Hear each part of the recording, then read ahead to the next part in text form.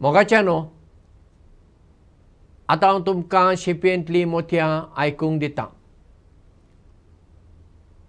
अमेरिकेंतल्या एका शारांत टॉमी नांवाचो एक धाकटो भुरगो जियेतालो आनी तो जल्माथावनूच अपंग, ताका आमी इंग्लिशीन फिजिकली चॅलेंज्ड वा अदर डिसेबल्ड पर्सन अशें म्हणटा. व्हीलचॅरार बसून तो शाळेक वतालो आनी शाळेंत जावन येतच तांचें घर दुसऱ्या माळयेर आसलें. ताची एक संवय आसली, ताणें त्या जनेला कडेन बसप आनी रस्त्यार वेताल्या मनशांक पळोवप. ताका एक दीस पेपर हाडून दिवपी भुरग्यान बायबलाचो दुसरो भाग आसा, पोरणो करार आनी नवो करार अशे दोन भाग आसात. तो दुसरो भाग नवो करार ताची एक प्रत हाडून दिली. टॉमीन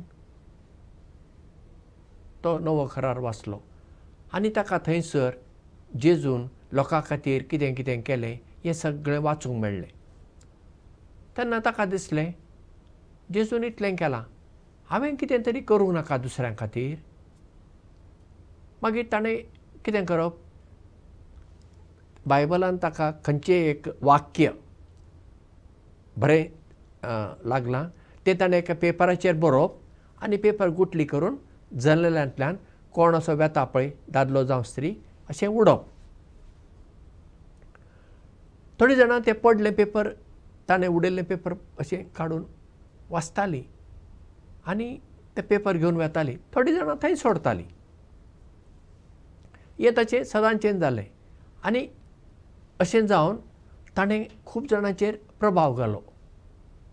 कित्याक तें कोटेशन वाक्य आसा न्ही, ताजो प्रभाव त्या लोकांचेर पडलो. कोणें पळय तें पेपर विंचलें आनी ताचेर कितें बरयल्लें तें त्या मनशाक लागलें, बरें लागलें आनी ताणें आपल्या जिवितांत तें घेतलें, ताजें जिवीत बदल्लें.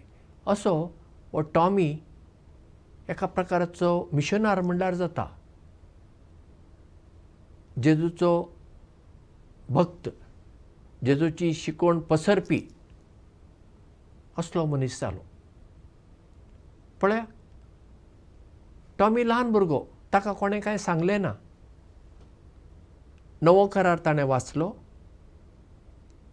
तो ताका बरो लागलो आनी ताका दिसलें आपणें कितें तरी करूंक जाय. आतां जेजून केल्ल्या भशेन हांवें तरी कितें करूंक जाय. पूण ताका आतां तशें चलून वचूंक जायना. पूण बसल्या कडेन ताणें असली सेवा दिली.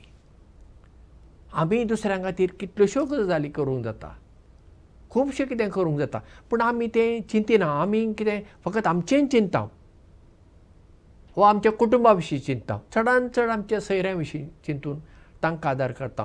पूण आमची सेवा अशी आसूंक जाय, जात कात धर्म वटार लिंग असलें कांय पळयनासतना ती हेरांक पावूंक जाय. आनी तसली सेवा आमी दुसऱ्यांची करतना आमचें जिवीत बदलता आनी कोणाक पळय आमची सेवा पावता तांच्या जिविताचेर कितलोसो प्रभाव पडटा. हाका लागून एक समाजांत बदली जावं येता न्ही. बदल एका दिसान येना, कोणाच्या जिवितान एका दिसान बदल येना, इलो इलो करून तो येता. म्हणटना आमी आमचेरच नदर थिरावपी मनशां न्हय, हेरांचेर नदर थिरावन जिवीत जियोवपी मनशां जावया. देव बरें करूं आनी मोग आसूं.